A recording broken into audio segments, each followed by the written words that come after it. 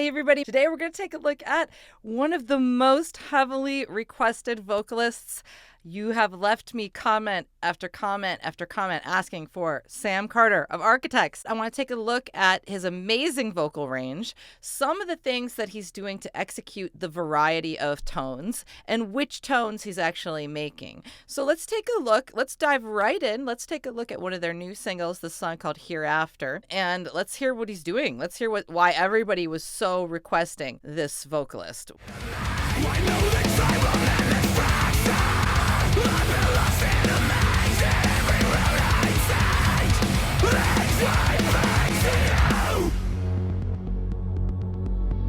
Now the ocean is saturated.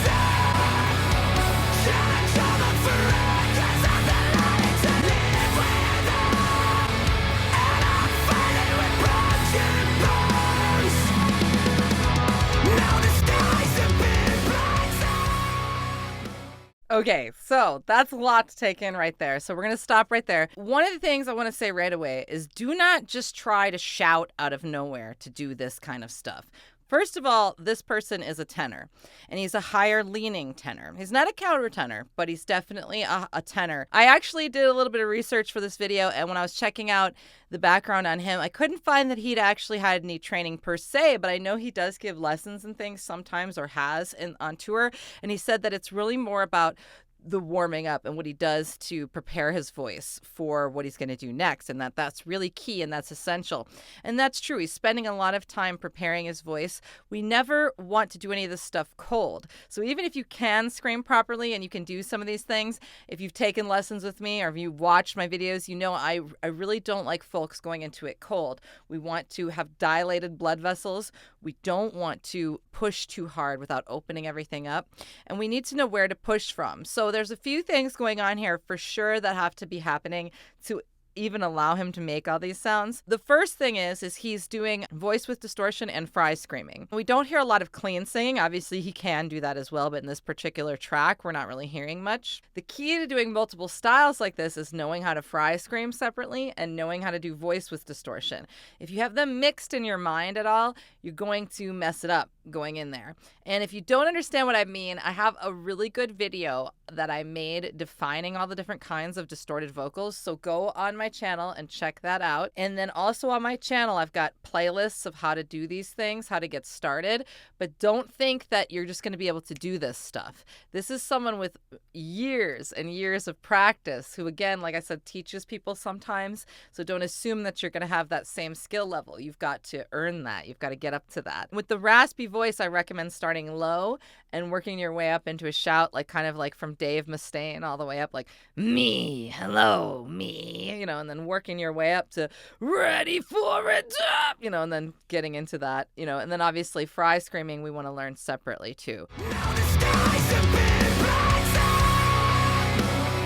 I've been lost in a maze at every road I take. In either case, most of the distortion is coming from the soft palate and the sinus tissues, not a whole lot from the false chords, a little bit here and there, but it's not the same as false chord screaming, and that's kind of why those two styles go together well. The other thing he does is he raspy belts really excellently. It's not actually shouting. So in the chorus there, when we're hearing like the high, those, I think those are D flat fives, C sharp fives there. Sometimes distortion, if you're doing it right and you know where to place it, can make it easier to belt really high because you're putting enough air into it. And I actually find that with a lot of vocalists, sometimes using the distortion on the high belting helps us actually belt more correctly underneath because it prevents us from shouting if we're doing the distortion correctly. What we don't want to be doing is just shouting out of nowhere and slamming the vocal cords together. We want to be properly belting underneath our distortion coming from these other tissues. Hey! You know, we don't want to actually be slamming the vocal cords or anything to do that. So this is a very, very precise technique. And I would really learn, if I were you, to, if you want to learn how to be kind of like him, to learn to high belt first, clean, without the distortion if you can, as much as you can, and then learn about adding the distortion to that. But the irony is that I think the distortion actually helps propel you into some of those high pitches by giving you some flex on the abs. So this is what makes Sam Carter so amazing, but he's doing these distortion things in exactly the right way. Now, whether he was taught to do that or he figured it out on his own, either way it's happening. And that's why he's not going hoarse. That's why he can sustain touring for a long time. He's obviously taking a lot of consideration and time into his warm-ups.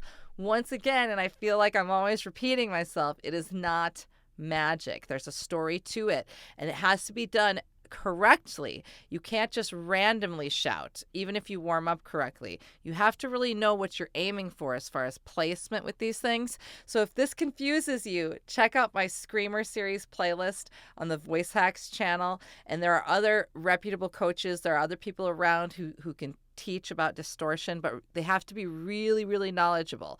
So start slow, start small, and don't try to go crazy at first. Kind of just work on your clean belting.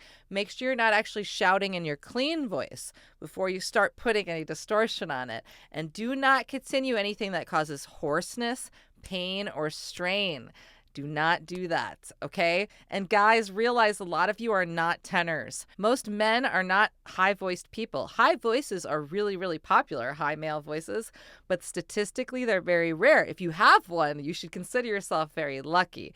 But if you don't, when you have a baritone range, don't expect to be able to belt a C-sharp 5 like this. It's probably not going to happen. Could you do the same kind of high belting techniques in your own range? Sure. Just you'd have to bring it down a little bit and change the key. So realize key and your voice range has a lot to do with it. Sam Carter can belt high because he has a high voice. And he's also worked very hard at managing those skills and working on his technique. The other last thing we wanted to take away is that it's coming from the air. We're not seeing a lot of his shoulders slamming and stuff. And so we know that he's squeezing his air from the proper place, from the lower abdomen, from the stomach, and he's not trying to push from the throat. Again, if you need more help with your breath support, watch some of my videos because I have some exercises and I kind of teach people how to get that started. Realize that most of this sound is coming from wind blowing around tissues and not from doing something with your muscles inside of your throat. So be careful. Don't shout and don't hurt yourself. This is really advanced stuff, but it's really amazing. He's an incredible vocalist. I think he's one of the best examples of blending the raspy voice and fry and by going back and forth between the two techniques. So let's end by listening to a little bit of the rest of the song on the way out, his awesome stuff. And thanks everybody for watching another episode of Voice Hacks. I'll see you all very soon.